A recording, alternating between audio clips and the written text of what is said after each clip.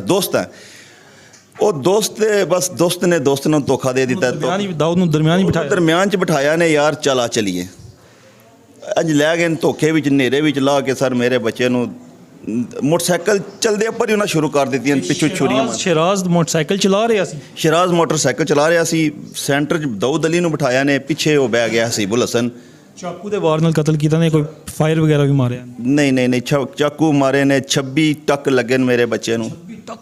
26 ਟੱਕ ਲੱਗੇ ਨੇ ਸਰ। ਉਹਨੇ ਸਾਡੇ ਨਾਲ ਅਸੀਂ ਤਾਂ ਬਿਆਨ ਨਾ ਕਰ ਸਕਦੇ, ਅਸੀਂ ਮਰ ਗਏ, ਅਸੀਂ ਬਿਆਨ ਨਾ ਕਰ ਸਕਦੇ, ਅਸੀਂ ਕਿਸ ਤਰ੍ਹਾਂ ਦੱਸੀਏ ਕੋਈ ਗੱਲ। ਜਦੋਂ ਤੁਸੀਂ ਉੱਥੇ ਗਏ ਹੋ, ਜਾਏ ਵਕੂਆ 'ਤੇ ਗਏ ਹੋ, ਉਸ ਵਕਤ ਅਸੀਬ ਤੇ ਸ਼ਿਰਾਜ਼ ਜਿਹੜਾ ਸੀ ਉਹ ਤੁਹਾਨੂੰ ਦੇਖ ਕੇ ਨੱਸ ਗਏ ਜਾਂ ਕੀ ਹੋਇਆ? ਅਸਾਂ ਤੱਕਿਆ ਨਾ ਉੱਥੇ ਡੇਰੇ ਦੇ ਨਾਲ ਲਾਈਟ ਦੇ ਵਿੱਚ ਸਾਨੂੰ ਕੋਈ ਨਜ਼ਰ ਆਇਆ ਉੱਧਰ। ਜਿਸ ਟਾਈਮ ਅਸਾਂ ਮੋਟਰਸਾਈਕਲ ਮੈਂ ਮੋੜਿਆ ਨਾ, ਮੇਰੇ ਨਾਲ ਮੇਰੇ ਚਾਚੂ ਦੋਏ ਮੌਜੂਦ ਸਨ।